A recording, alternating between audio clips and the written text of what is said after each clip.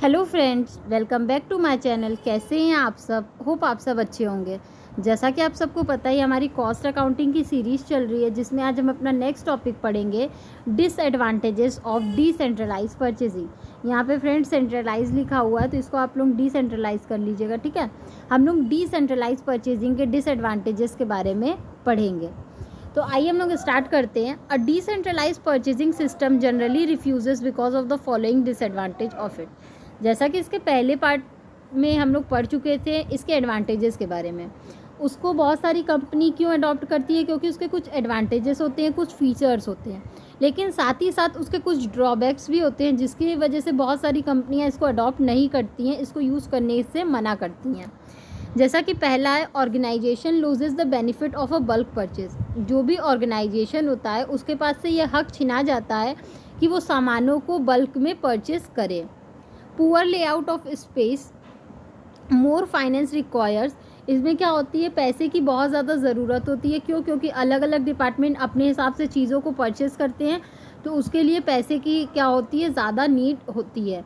Duplicate purchase of material. देखिए, हर एक जो डिपार्टमेंट होता है वो अपने फील्ड में एक्सपर्ट होता है, ठीक है, लेकिन जो मटेरियल परचेस करना होता है वो परचेस डिपार्टमेंट का काम होता है, और वो उस फील्ड में ज़्यादा एक्सपर्ट होता है। तो इसलिए बोला गया है कि अगर अलग अलग डिपार्टमेंट के लोग अपनी ज़रूरतों के हिसाब से चीज़ों को परचेस करेंगे तो डुप्लीकेट सामान आने के भी चांसेस होते हैं। स्पेशलाइज्ड नॉलेज में भी लैकिंग इन परचेजिंग स्टाफ।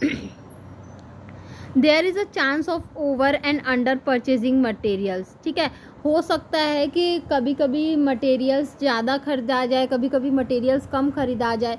क्यों? क्योंकि वो हर एक जो डिपार्टमेंट होता है वो अपने नीड्स के हिसाब से चीज़ों को अगर परचेस करेगा, तो हो सकता है कभी कभी ऐसा हो सकता है कि वो चीज़ों को ज़्यादा या कम भी खरीद सकता है। Less technical skill obtains more clerical work and lack of proper cooperation and coordination among various department.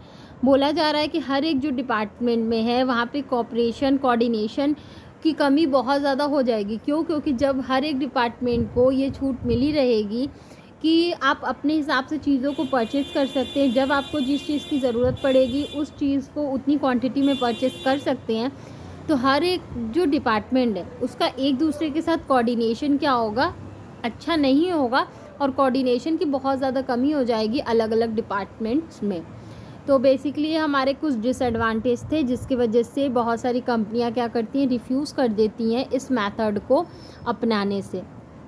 ठीक है, होप आपको ये टॉपिक समझ में आया होगा। फिर भी किसी को कहीं कोई भी प्रॉब्लम हो तो आप मुझे कमेंट सेक्शन में कमेंट करके पूछ सकते हैं। Thank you so much. Please like, subscribe and share my channel. किसी को इस सब्जेक्ट या किसी भी सब्जेक्ट के नोट्स परचेस करने हो तो वो मेरा डिस्क्रिप्शन बॉक्स चेक कर सकता है। Thank you.